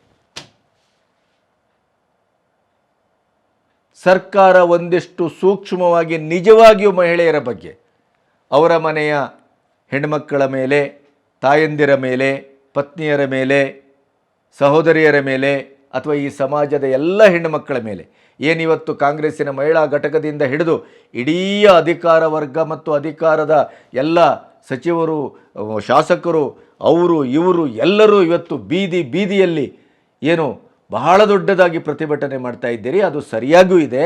ಆದರೆ ಪ್ರಶ್ನೆ ಏನು ಅಂತಂದರೆ, ಇಂಥ ಪ್ರತಿಭಟಿಸುವ ಮೂಲಕ ಹೆಣ್ಣುಮಕ್ಕಳ ಮಾನ ಪ್ರಾಣವನ್ನು ರಕ್ಷಿಸಬೇಕು, ನಮ್ಮ ಮೊದಲ ಕರ್ತವ್ಯ ಅದು ಅನ್ನುವ ಹಾಗೆ ವರ್ತಿಸ್ತಾ ಇರುವಂಥ ನಿಮ್ಮಲ್ಲಿ ಕೇಳುವ ಪ್ರಶ್ನೆ ಈ ಸಮಾಜ, ನೀವು ಗೊತ್ತಿದ್ದು ಇದನ್ನು ಸಾರ್ವಜನಿಕರ ಒಂದು ಅಸ್ತ್ರವಾಗಿ ಸಾರ್ವಜನಿಕರಿಗೆ ಮಧ್ಯೆ ಅದನ್ನು ಮತ್ತೆ ಅವರ ಮಾನಹರಣ ಮಾಡುವ ಕೆಲಸಕ್ಕೆ ಗುರಿಯಾಗುವ ಹಂತಕ್ಕೆ ತಲುಪುವ ಅಲ್ಲಿಗೆ ನೀವು ಅದಕ್ಕೆ ಕುಮ್ಮಕ್ಕು ಕೊಟ್ಟದ್ದಲ್ಲವೇ? ನೀವು ತನಿಖೆಯ ಅಸ್ತ್ರವನ್ನು ಗೌಪ್ಯವಾಗಿ ಬಳಸಿ ಈ ಒಂದು ಪ್ರಕರಣವನ್ನು ಒಂದು ತಾರ್ಕಿಕ ಅಂತ್ಯಕ್ಕೆ ತಂದು ಆಮೇಲೆ ಅದನ್ನು ಸಾರ್ವಜನಿಕವಾಗಿ ಅದನ್ನು ಬಿತ್ತರಿಸುವ ಕೆಲಸವನ್ನು ಮಾಡಬಹುದಿತ್ತಲ್ಲ, ಅದನ್ನು ಯಾಕೆ ಮಾಡಿಲ್ಲ? ಇಡೀ ಸಮಾಜ ಮತ್ತೆ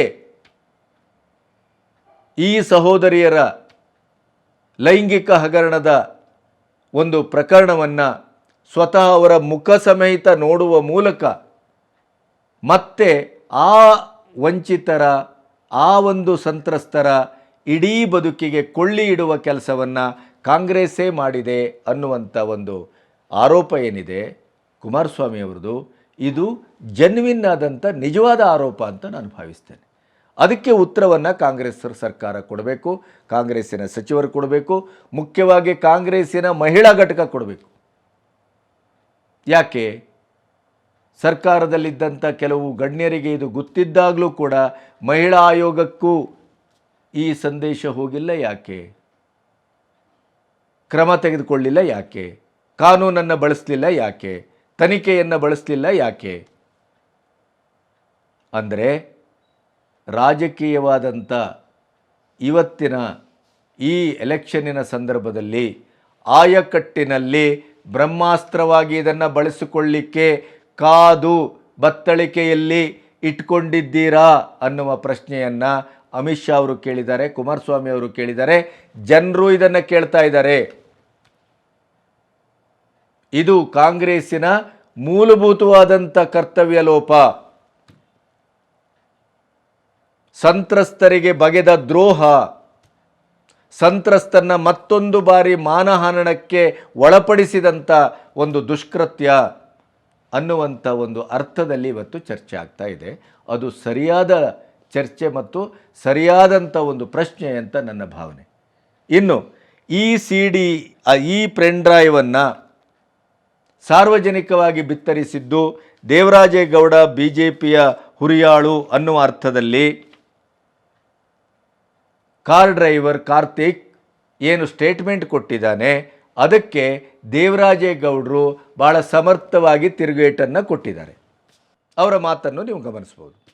ಏನು ಅಶ್ಲೀಲ ವಿಡಿಯೋಗೆ ಸಂಬಂಧಪಟ್ಟಂತೆ ರಾಜ್ಯಾದ್ಯಂತ ಸುದ್ದಿಯಾಗಿ ಹಾಸನ ಸಂಸದ ಪ್ರಜ್ವಲ್ ರೇವಣ್ಣನ ಅಶ್ಲೀಲ ವಿಡಿಯೋಗೆ ಸಂಬಂಧಪಟ್ಟಂತೆ ಇವತ್ತು ದೇಶದಲ್ಲಿ ದೊಡ್ಡ ಸಂಚಲನ ಮೂಡ್ತಾ ಇದೆ.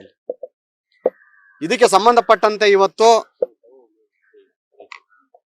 ಪ್ರಜ್ವಲ್ ರೇವಣ್ಣನ ಕಾರ್ ಡ್ರೈವರ್ ಕಾರ್ತಿಕ್ ಅವರು ಒಂದು ಹೇಳಿಕೆಯನ್ನು ವಿಡಿಯೋವನ್ನು ಬಿಡುಗಡೆಯನ್ನು ಮಾಡಿದ್ದಾರೆ. ಇವತ್ತಲ್ಲಿ ಆತನ ಹೇಳಿದನಲ್ಲಿ ನಾವು 12-13 ವರ್ಷದಿಂದ ನಾನಲ್ಲಿ ಪ್ರಜ್ವಲ್ ರೇವಣ್ಣನ ಕಾರ್ ಡ್ರೈವರ್ ಆಗಿದ್ದೆ. ನಾನಲ್ಲಿ ಅವರಿಂದ ಬಹಳ ನೋವಿಗೆ ನಾನು ಸಿಲಿಕೊಂಡಲ್ಲಿ, ಅವರಿಂದ ಬಹಳ ತೊಂದರೆಗೆ ಅನುಭವಿಸಿ ನಾನಲ್ಲಿ ನನ್ನ ಆಸ್ತಿನ ಕಳ್ಕೊಂಡೆ. ನನ್ನಲ್ಲಿ ನನ್ನ ಹೆಂಡತಿ ನನ್ನನ್ನು ಕಿಡ್ನಾಪ್ ಮಾಡಿದ್ರು, ನಂಗಲ್ಲಿ ಬಹಳ ತೊಂದರೆ ಕೊಟ್ಟರು. ನಂಗಲ್ಲಿ ನಾವು ಯಾವ ಕಂಪ್ಲೇಂಟ್ ಕೊಟ್ಟರು ಕೂಡ ಆಗ್ಲಿಲ್ಲ. ಅಲ್ಲಿ ಯಾವ ಕಾಂಗ್ರೆಸ್ ನರ್ತಕ್ಕೆ ಹೋದ್ರು ಕೂಡ ಬಹಳ ಇಂಪಾರ್ಟೆಂಟ್ ಪಾಯಿಂಟ್ ಇದು. ನಾವು ಕಾಂಗ್ರೆಸ್ ನರ್ತಕ್ಕೆ ಹೋದ್ರು ನ್ಯಾಯ ಸಿಗ್ಲಿಲ್ಲ ನಮಗೆ ಅಲ್ಲಿ. ಹಾಗಾಗಿ ನಾನು ಹೋರಾಟಗಾರರು ದೇವರಾಜೇಗೌಡರು ಅಂತೇಳಿ ದೇವರಾಜೇಗೌಡರು ಲಾಯರ್ ಆಗಿರೋದ್ರಿಂದ ಅದಕ್ಕೆ ಬಂದು ನನ್ನ ನೋವನ್ನು ಹೇಳ್ಕೊಂಡೆ ಅಂತ ಹೇಳಿದ್ದೇನೆ. ಸತ್ಯ ಅದು, ಒಪ್ಕೋತೀನಿ. ಅಲ್ಲಿ ಫಸ್ಟ್ ಪಾಯಿಂಟ್ ಕಾಂಗ್ರೆಸ್ನವ್ರತಕ್ಕೆ ಹೋಗಿದ್ರು ಕೂಡ ನ್ಯಾಯ ಸಿಗ್ಲಿಲ್ಲ ಅಂತ ಹೇಳವ್ರಿ ಅಂತ ಅಂದ್ರೆ ಇದು ಫಸ್ಟ್ ಪಾಯಿಂಟ್. ಇದು ಸೆಕೆಂಡ್ ಪಾಯಿಂಟ್ ಏನು ಅಂತ ಅಂದ್ರೆ, ನನ್ನ ಮೇಲೆ ಪ್ರಜ್ವಲ್ ರೇವಣ್ಣ ಅವರು ಅಶ್ಲೀಲ ವಿಡಿಯೋಗೆ ಸಂಬಂಧಪಟ್ಟಂತೆ ಸ್ಟೇನ ತಂದಿದ್ದಾರಲ್ಲಿ. ಆ ಸ್ಟೇನ್ ವೆಕೆಟ್ ಮಾಡಿಸಿ ಅಂತೇಳಿ ನಾನು ಒಂದು ಪೆನ್ ಡ್ರೈವ್ ನ ದೇವರಾಜೇಗೌಡರಿಗೆ ಕೊಟ್ಟು, ವಕೀಲರಿಗೆ ದೇವರಾಜೇಗೌಡರಿಗೆ ಕೊಟ್ಟರು ಅಂತೇಳಿ ಒಪ್ಕೊಂಡಿದ್ದಾನೆ ಅವನಲ್ಲಿ. ಸೆಕೆಂಡ್ ಪಾಯಿಂಟ್ ಅಡ್ಮಿಟೆಡ್ ಇದು. ಸೊ ಅಲ್ಲಿಗೆ ಅಶ್ಲೀಲವಾದಂತ ಪೆನ್ ಡ್ರೈವರ್ ಕಾರ್ತಿಕ್ ಹತ್ರ ಇತ್ತು ಅಂತ ಆಯ್ತು. ಅಲ್ಲಿ ಕಾರ್ತಿಕ್ ಕೈಲಿ, ಪ್ರಜ್ವಲ್ ರೇವಣ್ಣ ಕಾರ್ ಡ್ರೈವರ್ ಕೈಲಿ ಈ ಅಶ್ಲೀಲ ವಿಡಿಯೋ ಪೆನ್ ಡ್ರೈವ್ ಹೆಂಗ್ ಬಂತು? ಇಂಪಾರ್ಟೆಂಟ್ ಪಾಯಿಂಟ್ ಇದು. ಸರ್, ನನ್ನ ಮನೆಯಲ್ಲಿ CC ಕ್ಯಾಮ್ರಾ ಇದೆ. ಅವನು ಕುಳಿತುಕೊಂಡು ಪೆನ್ ಡ್ರೈವ್ ಕೊಡ್ತಾನಲ್ಲ, ಆ ಪೆನ್ ಡ್ರೈವ್ ನನ್ ಕೈಲೇ ಕೊಟ್ಟೆ ಅಂತ ಹೇಳ್ತಾನಲ್ಲ, ನನ್ನ ಕೈಲಿ ಪೆನ್ ಡ್ರೈವ್ ಕೊಡಲ್ಲ ಅವನು. ಆ ಪೆನ್ ಡ್ರೈವ್ ಒಂದು ರೆಡ್ ಕಲರ್ದು ಪೆನ್ ಡ್ರೈವ್ ನ ಕಾಪಿ, ನನ್ನ ಒಂದು ಪೆನ್ ಡ್ರೈವ್ಗೆ ಕಾಪಿ ಮಾಡಿ ಆ ಪೆನ್ ಡ್ರೈವ್ ಮತ್ತೆ ಅವನೇ ವಾಪಸ್ ತಗೊಂಡು ಹೋಗ್ತಾನೆ. ಅದನ್ನ SITಗೆ ನಾನು ಕೊಡ್ತೀನಿ. ನಾನು ಏನ್ ತಲೆ. ಕಾರ್ತಿಕ್ ಹೇಳಿದ ಮಾತಿಗೆ ಅಂದರೆ ನಾನು ಹೋದೆ, ನ್ಯಾಯವನ್ನು ಕೇಳಿದೆ, ನನ್ನಲ್ಲಿದ್ದ ಮೂಲ ಪೆನ್ ಡ್ರೈವನ್ನು ಅವರಿಗೆ ಕೊಟ್ಟೆ ಅನ್ನುವಂಥ ಮಾತಿಗೆ ದೇವರಾಜೇಗೌಡರು ಏನು ಹೇಳ್ತಾರೆ ಅಂತಂದರೆ, ಕಾರ್ತಿಕ್ ಬಂದದ್ದು ಹೌದು, ಬಂದಾಗ ಆ ಬರುವಿಕೆಯನ್ನು ನಮ್ಮ ಮನೆಯ CCTVಯಲ್ಲಿ ನಾನು ದಾಖಲೆ ಮಾಡಿದ್ದೇನೆ. ಅದರ ಪೂರ್ಣ ವಿವರವನ್ನು SITಗೆ ನಾನು ಕೊಡಲಿಕ್ಕೆ ಸಿದ್ಧವಾಗಿದ್ದೇನೆ. ಅವರು ಬಂದರು, ಬಂದಾಗ ಏನೇನು ಹೇಳಿದರು, ಮತ್ತು ಪೆನ್ ಡ್ರೈವಿನ ಕಾಪಿಯನ್ನು ನನಗೆ ಕೊಟ್ಟು ಆ ಪೆನ್ ಡ್ರೈವಿನ ಮೂಲ ಪ್ರತಿಯನ್ನು ಅವರೇ ಕಿಸೆಯಲ್ಲಿ ಹಾಕಿಕೊಂಡು ಹೋದದ್ದು ನನ್ನ ಹತ್ರ ಸಾಕ್ಷ್ಯ ಇದೆ. ಅಷ್ಟೇ ಅಲ್ಲ, ಕಾಂಗ್ರೆಸ್ ಸರ್ಕಾರಕ್ಕೆ ಮೊದಲೇ ಈ ವಿಚಾರ ಗೊತ್ತಿತ್ತು ಅನ್ನೋದಕ್ಕೆ. ಯಾಕೆ ಅಂತಂದರೆ ಕಾರ್ತಿಕ್ ನನ್ನ ಹತ್ರ ಬರುವ ಮೊದಲು ಕಾಂಗ್ರೆಸ್ಸಿನ ನಾಯಕರಲ್ಲಿಗೆ ಹೋದದ್ದನ್ನು ನನ್ನ ಹತ್ರ ಹೇಳಿದ್ದಾನೆ, ಅದು ದಾಖಲೆ ಇದೆ. ಅಲ್ಲಿ ನನಗೆ ನ್ಯಾಯ ಸಿಗಲಿಲ್ಲ ಅನ್ನುವ ಕಾರಣಕ್ಕಾಗಿ ನಾನು ನಿಮ್ಮಲ್ಲಿಗೆ ಬಂದೆ ಅಂತ ಕಾರ್ತಿಕ್ ಹೇಳಿದ್ದು ನನ್ನ ಹತ್ರ ಸಾಕ್ಷ್ಯ ಇದೆ. ಚಿತ್ರ ಸಾಕ್ಷ್ಯ ಮತ್ತು ಧ್ವನಿ ಸಾಕ್ಷ್ಯ ಎರಡೂ ನನ್ನ ಹತ್ರ ಇದೆ. ನಾನು ಅದನ್ನು SIT ಕೊಡಲಿಕ್ಕೆ ತುದಿಗಾಲಲ್ಲಿ ನಿಂತಿದ್ದೇನೆ, ನನಗೆ ಅವರು ನೋಟಿಸ್ ಕೊಡಲಿ. ಹಾಗಾದರೆ ಇದರ ಅರ್ಥ ಏನು? ಈಗ ದೇವರಾಜೇಗೌಡರು ಒಬ್ಬ ವಕೀಲರಾಗಿರೋದ್ರಿಂದ ಒಬ್ಬ ರಾಜಕಾರಣಿ ಆದರೆ ಸಾಂದರ್ಭಿಕವಾಗಿ ಇಂಥ ಮಾತುಗಳನ್ನು ಆಡುವ ಪೌರುಷವನ್ನು, ಉತ್ತರ ಪೌರುಷವನ್ನು ತೋರಿಸ್ತಾರೆ. ಆದರೆ ಒಬ್ಬ ವಕೀಲರು ಆಗಿರೋದ್ರಿಂದ ನಾವು ಅವರು ಈ ಖಚಿತವಾದಂಥ ಇಷ್ಟು ಧೈರ್ಯದಿಂದ ಹೇಳುವ ಮಾತನ್ನು ನಂಬಲೇಬೇಕಾಗತ್ತೆ. ಹಾಗಾದರೆ ಪ್ರಕರಣ ಏನು? ಕಾರ್ತಿಕ್ ಅವರು ದೇವರಾಜೇಗೌಡರಲ್ಲಿ ಬರುವ ಮೊದಲು ಕಾಂಗ್ರೆಸ್ಸಿನ ನಾಯಕರಿಗೆ ಈ ಪೆನ್ ಡ್ರೈವನ್ನು ಕೊಟ್ಟಿದ್ದಾರೆ. ಅದೇ ಲಕ್ಷ್ಮೀ ನಿಂಬಾಳ್ಕರ್ ಅವರ ಮಾತಿನ ಅರ್ಥ, ಮತಿತಾರ್ಥ, ಸೂಚ್ಯಾರ್ಥ, ವಾಚ್ಯಾರ್ಥ ಎಲ್ಲವೂ ಇದೆ. ಇವರಿಗೆ ಅದು ಗೊತ್ತಿದ್ದು ಇದನ್ನು ಕಾದು ಕೂತ್ಕೊಂಡ್ರು. ಈ ಅಸ್ತ್ರವನ್ನು ಬಳಸಲಿಕ್ಕೆ ಸಮಯಕ್ಕಾಗಿ ಹೊಂಚು ಹಾಕಿದರು. ಕುಮಾರಸ್ವಾಮಿ ಅವರು, ಅಮಿತ್ ಶಾ ಅವರು ಹೇಳಿದಂಥ ಮಾತಿಗೆ ಇಲ್ಲಿ ಕಾರ್ತಿಕ್ನ ಮಾತಲ್ಲಿ ಅಥವಾ ದೇವರಾಜೇಗೌಡರು ಹೇಳ್ತಾ ಇರುವಂಥ ಮಾತಿನಲ್ಲಿ ಸಾಕ್ಷ್ಯ ಸಿಗ್ತಾ ಇದೆ. ಅಂದರೆ ಕಾರ್ತಿಕ್ ಅವರನ್ನು ಕೂಡ ಇವತ್ತು ಮಾತಾಡಿಸುವ ಕೆಲಸವನ್ನು ಮಾಡಿದ ವ್ಯವಸ್ಥೆ ಯಾವುದು ಅನ್ನುವ ಪ್ರಶ್ನೆಯನ್ನು ಮಾಡಬೇಕಾಗತ್ತೆ. ಕಾರ್ತಿಕ್ ಅವರು ಇವತ್ತು ಬಹಳ ಪರ್ಫೆಕ್ಟಾಗಿ SIT ತನಿಖೆಗೆ ಬಹಳ ಪೂರಕವಾಗಿ ಶುದ್ಧವಾಗಿ ಅದನ್ನು ಬರೆದುಕೊಂಡ ಹಾಗೆ ಮಾತಾಡಿದರ ಅರ್ಥ ಏನು? ಮಾತಾಡಿಸಿದ್ದು ಯಾರು? ಬಾಲನ್ನು BJPಗೆ, ದೇವರಾಜೇಗೌಡರ ಮನೆಗೆ, ಅವರ ಅಂಗಣಕ್ಕೆ ಎಸೆಯುವ ಕೆಲಸವನ್ನು ಈ ದಿನ ಮಾಡಿದ್ದು ಯಾರು? ಮಾಡಿಸಿದ್ದು ಯಾರು? ದೇವರಾಜೇಗೌಡರ ಹತ್ರ ಬಂದು ಅಲ್ಲಿ ಹೇಳಿದರ ಬಗ್ಗೆ ಸಂಪೂರ್ಣ ಸಾಕ್ಷ್ಯ ಇದೆ, CCTVಯ ಫುಟೇಜ್ ಇದೆ ಅಂತ ದೇವರಾಜೇಗೌಡರು ಇಷ್ಟು ನಖರವಾಗಿ ಸ್ಪಷ್ಟವಾಗಿ ಹೇಳ್ತಾರೆ ಅಂತಾದರೆ, ಕಾರ್ತಿಕ್ ಅವರ ಮಾತು ಕೂಡ 2-3 ಬಗೆಯಲ್ಲಿ ತಿರುಚುತ್ತಾ ಇದೆ. ಹಾಗಾದರೆ ಕಾರ್ತಿಕನ್ನು ಕೂಡ ಯಾವುದೋ ಒಂದು ವ್ಯವಸ್ಥೆ ಮ್ಯಾನುಪ್ಯುಲೇಟ್ ಮಾಡ್ತಾ ಇದೆ. ಅದು ಯಾವುದು? ಇದು ಪ್ರಶ್ನೆ. ಇದು SITಯ ಮುಂದಿರುವಂಥ ಭಾಳ ಗಂಭೀರವಾದ ಪ್ರಶ್ನೆ. ಈ ಪ್ರಶ್ನೆಯನ್ನು ಉತ್ತರವನ್ನು ಹುಡುಕಬೇಕು. ಈ ನಿಗೂಢವಾದ ಚಿಪ್ಪನ್ನು ಒಡೆಯಬೇಕು SIT. ಆವಾಗ ಇದರ ನಿಜವಾದ ಸತ್ಯ ಹೊರಗೆ ಬರ್ತದೆ. ಕುಮಾರಸ್ವಾಮಿ ಹೇಳಿದರು ಅಂತಲ್ಲ, ನಾವು ಇದನ್ನು ಹೇಳ್ತಾ ಬಂದಿದ್ದೇವೆ. ಏನು? ನಿಜವಾದ ತನಿಖೆ ಆಗಬೇಕು. ಹಾಗಾದರೆ ಸಿದ್ದರಾಮಯ್ಯನವರು ರೇವಣ್ಣನ ಮೇಲೆ ಇರುವ ಸಾಫ್ಟ್ ಕಾರ್ನರು, ಆದ್ದರಿಂದ ಈ ಪೆನ್ ಡ್ರೈವಿನ ಸೂಚನೆ ಮೊದಲೇ ಗೊತ್ತಿದ್ದರೂ ಕೂಡ ಅದನ್ನು ಕಡೆಗಣಿಸಿ ತನಿಖೆಗೆ ಒಳಪಡಿಸ್ತೇನೆ, ಕಾನೂನಿನ ಕ್ರಮಕ್ಕೂ ಮುಂದಾಗದೇನೆ ಅದನ್ನು ಹಾಗೆ ಉಳಿಸ್ಕೊಂಡ್ರೆ ಈ ಲೋಕಸಭಾ ಚುನಾವಣೆಯಲ್ಲಿ ನಿರ್ಣಾಯಕವಾಗಿ ಗೆಲ್ಲಲೇಬೇಕು, ತನ್ನ ಸೀಟು ಭದ್ರ ಆಗಬೇಕು ಅಂತಾದರೆ ಇಲ್ಲದಿದ್ದರೆ ಅಭದ್ರಗೊಳ್ಳುತ್ತದೆ ಅನ್ನುವ ಕಾರಣಕ್ಕಾಗಿ ಸಿದ್ದರಾಮಯ್ಯ ಮತ್ತು ಸಿದ್ದರಾಮಯ್ಯನವರ ಸರ್ಕಾರ ರೇವಣ್ಣನ ಮೇಲೆ ಆದಂಥ ಅವರ ಪ್ರೀತಿ, ಅವರ ಮಮತೆಯೋ ಏನೇ ನಮ್ಮ ಒಳ ಸಂಬಂಧ ಇದ್ದರೂ ನಮ್ಮ ಬಚಾವಿಗೆ ನಾವು ಈ ಅಸ್ತ್ರವನ್ನು ಬಳಸಲೇಬೇಕು ಅನ್ನುವ ಕಾರಣಕ್ಕೆ ಆ ತೀರ್ಮಾನಕ್ಕೆ ಬಂದು 2 ದಿನ ಮತದಾನಕ್ಕಿರುವಾಗ ಈ ಪೆನ್ ಡ್ರೈವ್ನ ಅಸ್ತ್ರವನ್ನು ಬಳಸಿತ್ತೆ. ಹಾಗಾದರೆ ಇದು ಪ್ರಶ್ನೆ. ಅದರ ಜೊತೆಗೆ ಕೊನೆಯದಾಗಿ ನಿಂಬಾಳ್ಕರ್ ಅವರಿಗೊಂದು ಪ್ರಶ್ನೆ ಕೇಳಬೇಕು. ಮಹಿಳಾ ಘಟಕ, ಕಾಂಗ್ರೆಸ್ಸಿನ ಮಹಿಳಾ ಘಟಕಕ್ಕೊಂದು ಪ್ರಶ್ನೆ ಕೇಳಬೇಕು ನಾನು. ನೇಹಾ ಅವರ ಭೀಭತ್ಸ ಕೊಲೆ ಫಯಾಜ್ನಿಂದ ನಡೆದಾಗ ತುಷ್ಟೀಕರಣದ ರಾಜಕಾರಣ ಮತ್ತು ಮತ ಬ್ಯಾಂಕಿನ ರಾಜಕಾರಣ, ವೋಟ್ ಬ್ಯಾಂಕಿನ ರಾಜಕಾರಣದ ದೃಷ್ಟಿ ಇಟ್ಟುಕೊಂಡು ಇಡೀ ಮಹಿಳಾ ಘಟಕ ಮತ್ತು ನಿಂಬಾಳ್ಕರನ್ನು ಸೇರಿ ಈಗ ಇದೇ ಪ್ರಜ್ವಲ್ ಕೇಸಲ್ಲಿ ಬೀದಿಯಲ್ಲಿ, ಹಳ್ಳಿಯಲ್ಲಿ, ನಗರಗಳಲ್ಲಿ ಪ್ರತಿ ಕಡೆ ಸುಡುವ, ಬೆಂಕಿ ಹಾಕುವ, ಚಪ್ಪಲಿ ಸೇವೆ ಮಾಡುವ ಎಲ್ಲ ರೀತಿಯ ಉಗ್ರವಾದಂಥ ಒಂದು ಪ್ರತಿಭಟನೆಯನ್ನು ಏನು ಮಾಡ್ತಾ ಇದ್ದೀರಿ ಕಾಂಗ್ರೆಸ್ಸಿನ ಮಹಿಳಾ ಒಂದು ಕಾರ್ಯಕರ್ತರು ಮತ್ತು ಮಹಿಳಾ ಘಟಕ, ನಿಂಬಾಳ್ಕರ್ ಅವರನ್ನು ಸೇರಿ ಎಲ್ಲರೂ ಇವತ್ತು ಏನು ಅಂಥ ಒಂದು ಇಡೀಯದಾದಂಥ ಒಂದು ಉಗ್ರವಾದ ಪ್ರತಿಭಟನೆಯಲ್ಲಿ ತೊಡಗಿಕೊಂಡಿದ್ದೀರಿ. ಮಹಿಳೆಯರ ಬಗ್ಗೆ ಇಷ್ಟು ಅಕ್ಕರೆಯನ್ನು, ಕಾಳಜಿಯನ್ನು, ಪ್ರೀತಿಯನ್ನು, ಕಳಕಳಿಯನ್ನು ತೋರಿಸ್ತಾ ಇದ್ದೀರಿ.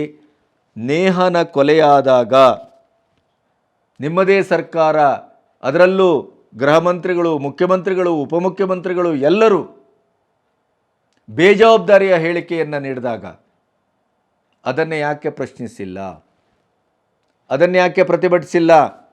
ನೇಹನ ಪ್ರಕರಣದ ಬಗ್ಗೆ ಯಾಕೆ ಕೊನೆಗೆ ಅದು BJPಯ ಒಂದು ಬ್ರಹ್ಮಾಸ್ತ್ರವಾಗ್ತದೆ ಅಂತ ಗೊತ್ತಾದಾಗ ಯೂಟರ್ನ್ ಹೊಡೆದಂಥ ಸರ್ಕಾರ ಆ ನಂತರ ಎಲ್ಲರೂ ಅವ್ರ ಮನೆಗೆ ಹೋದದ್ದು, ಸಂತೈಸುವ ಕೆಲಸವನ್ನು ಮಾಡಿದ್ದು ಯಾಕೆ? ಈ ಪೆನ್ ಡ್ರೈವ್ ಪ್ರಕರಣದಲ್ಲಿ ಆದಂಥ ಮಹಿಳೆಯರ ಅಪಮಾನ, ಮಾನಹರಣ, ಲೈಂಗಿಕ ಕಿರುಕುಳ, ಇಡೀ ಮಹಿಳಾ ಕುಲವೇ ನಾಚುವಂಥ ಹೇಸಿಗೆಯ ಘಟನೆ ಸತ್ಯ. ಅದರ ಬಗ್ಗೆ ನೀವು ಪ್ರತಿಭಟಿಸಿದ್ದೀರಿ, ಸರಿಯಾಗಿದೆ. ಆದರೆ ನೇಹಳ ಕಗ್ಗೊಲೆ, ಒಂದು ಪ್ರೊಫೆಷನಲ್ ಕಿಲ್ಲರ್ ರೀತಿಯಲ್ಲಿ ಅವನು 14 ಬಾರಿ ಚುಚ್ಚಿ ಬೀಭತ್ಸವಾಗಿ ಕೊಲೆ ಮಾಡಿದ ಇಡೀ ಸಿ ಟಿ ವಿಯಲ್ಲಿ ಫುಟೇಜ್ ಕೂಡ ಸಾಮಾಜಿಕ ಜಾಲತಾಣದಲ್ಲಿ ಹರಿದಾಡ್ತಲ್ಲ. ಸ್ವತಃ ಅವರ ತಂದೆಯೇ ವಿಚಲಿತಗೊಂಡು ಕಾಂಗ್ರೆಸ್ಸಿನ ಕಾರ್ಯಕರ್ತ ಮತ್ತು ಕಾರ್ಪೊರೇಟರ್ ಆದರೂ ಕೂಡ ತನ್ನ ಸರ್ಕಾರವೇ ತನ್ನ ಬಚಾವಿಗೆ ಬಂದಿಲ್ಲ ಪ್ರಥಮ ಪಾದದಲ್ಲಿ ಅಂತ ಅವರೇ ತಿರುಗಿ ಬಿದ್ರಲ್ಲ. ಆವಾಗ ನಮ್ಮ ಈ ಮಹಿಳೆಯರು ಎಲ್ಲಿ ಹೋಗಿದ್ರು? ಹಾಗಾದರೆ ನಿಮ್ಮ ಪ್ರತಿಭಟನೆ, ನಿಮ್ಮ ಕಳಕಳಿ, ನಿಮ್ಮ ಆದ್ಯತೆ ರಾಜಕೀಯವಾದದ್ದೇನು?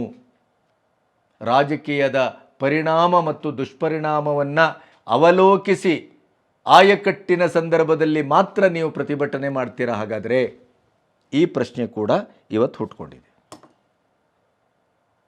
ನಿಜವಾದ ಮಹಿಳೆಯರ ನೋವಿಗೆ ತುಡಿಯುವ ನಿಜವಾದ ಕಳಕಳಿ ಇದ್ದರೆ ಕಾಂಗ್ರೆಸ್ಸಿನ ಮಹಿಳೆಯರು, ಮಹಿಳಾ ಕಾರ್ಯಕರ್ತರು, ಮಹಿಳೆಯ ಸಚಿವರು, ಶಾಸಕರು, ಉನ್ನತ ಸ್ಥಾನದಲ್ಲಿರುವವರು, ಕಾರ್ಯಕರ್ತರು ಎಲ್ಲರೂ ಸೇರಿ ಈ ಪ್ರಶ್ನೆಯನ್ನು ಪ್ರಾಮಾಣಿಕವಾಗಿ ಆತ್ಮಾವಲೋಕನ ಮಾಡ್ಕೋಬೇಕು. ಆತ್ಮಾವಲೋಕನಕ್ಕೆ ಒಳಪಡಿಸಿಕೊಳ್ಳತಕ್ಕದ್ದು. ಒಂದು ಕಡೆ ನೇಹ, ಇನ್ನೊಂದು ಕಡೆ ಪ್ರಜ್ವಲನ ಈ ಅಶ್ಲೀಲ ವಿಡಿಯೋ. ಇದರ ಮಧ್ಯೆ ಮೇಟಿ ಪ್ರಕರಣ ಏನಾಯಿತು? ಯಾರು ಸ್ಪಂದಿಸಿದ್ರಾಗ? ಯಾರು ಪ್ರತಿಭಟನೆ ಮಾಡಿದ್ರಿ? ನಿಮ್ಮದೇ ಕಾಂಗ್ರೆಸ್ಸಿನ ಶಾಸಕರು ತಾನೇ ಮಾಡಿದ್ದು. ಮೇಟಿ ಪ್ರಕರಣ ಏನೂ ಆಗಲಿಲ್ಲ. ಇದೇ ಸವದಿ ಬ್ಲೂ ಬಾಯ್ಸ್ ಅಂತ ಕರೆದ್ರು, ಬ್ಲೂ ಬಾಯ್ ಅಂತ ಕರೆದ್ರಿ. ಇದೇ ಸಿದ್ದರಾಮಯ್ಯನವರು ಅವರನ್ನೇ ನಿಮ್ಮ ಪಕ್ಷಕ್ಕೆ ಎತ್ಕೊಂಡ್ರಿ, ಮುದ್ದಾಡಿದ್ರಿ. ಎಲ್ಲೋಯ್ತು ಆ ಪ್ರಕರಣ? ಜಾರಕಿಹೊಳಿ CD ಪ್ರಕರಣ ಆದಾಗ ಎದ್ನೋ ಬಿದ್ನೋ ಅಂತ ಭಯಂಕರ ಪ್ರತಿಭಟನೆ ಮಾಡಿದ್ರಿ. ಅದೇ ನಿಮ್ಮ ಒಳಗೆ ಆದಾಗ ನಿಮ್ಮದೇ ಇದೇ ಸಿದ್ದರಾಮಯ್ಯನವರು ಒಂದು ಸಾರ್ವಜನಿಕವಾಗಿ ಒಂದು ಮಹಿಳೆಯ ಸೆರಗನ್ನು ಹಿಡಿದು ಎಳೆದು ಭಾಳ ಆಕ್ರೋಶವನ್ನು ವ್ಯಕ್ತಪಡಿಸಿದಂಥ ಸಂದರ್ಭ. ಯಾವುದೋ ಒಂದು ಕಾರ್ಯಕ್ರಮದಲ್ಲಿ ಆ್ಯಂಕರನ್ನು ತಿಂದು ಬಿಡುವ ಹಾಗೆ ನೋಡ್ತಾ ನೋಡ್ತಾ ನೋಡ್ತಾ ಹೋದಂಥ ಪ್ರಕರಣ. ಇದು ಲೈಂಗಿಕ ಕಿರುಕುಳ ಅಲ್ಲವೇ? ಲೈಂಗಿಕ ಶೋಷಣೆ ಅಲ್ಲವೇ? ಕಾಂಗ್ರೆಸ್ಸಿನ ಮಹಿಳಾ ಕಾರ್ಯಕರ್ತರಿಗೆ, ಮಹಿಳಾ ಮುಖಂಡರಿಗೆ, ಮಹಿಳಾ ಘಟಕದ ಸದಸ್ಯರಿಗೆ, ಮಹಿಳಾ ಆಯೋಗದ ಅಧ್ಯಕ್ಷರಿಗೆ ಇದು ಗೊತ್ತಾಗೋದಿಲ್ವೇನೋ? ಇದರ ಬಗ್ಗೆ ನಿಮಗೆ ಯಾವುದೇ ಪ್ರತಿಕ್ರಿಯೆ ಇರಲಿಲ್ವಲ್ಲ? ಯಾವ ನೈತಿಕತೆ ಇದೆ ನಿಮಗೆ? ಇದು ಜನರ ಪ್ರಶ್ನೆ. ನೆನಪಿಡಿ, ಜನ ಮುಗ್ಧರಲ್ಲ, ಜನ ಮಳ್ಳರು ಅಲ್ಲ, ಜನ ದಡ್ರು ಅಲ್ಲ. ಜನ ಬಹಳ ಸೂಕ್ಷ್ಮವಾಗಿದ್ದಾರೆ. ಇದು ಡಿಜಿಟಲ್ ಯುಗ. ಪ್ರತಿಯೊಂದಕ್ಕೂ ಸಾಕ್ಷ್ಯ ಸಿಗುತ್ತೆ. ನಿಮ್ಮ ಪ್ರತಿಯೊಂದು ನಡವಳಿಕೆಯೂ ಕೂಡ ದಾಖಲಾಗುತ್ತೆ, ಅದರ ಮೇಲೆ ಚರ್ಚೆ ನಡ್ತದೆ.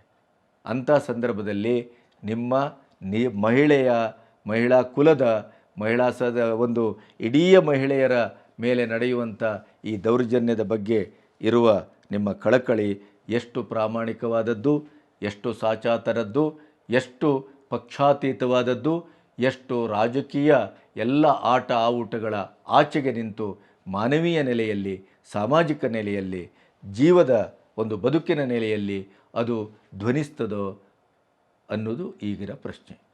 ನಮಸ್ತೆ.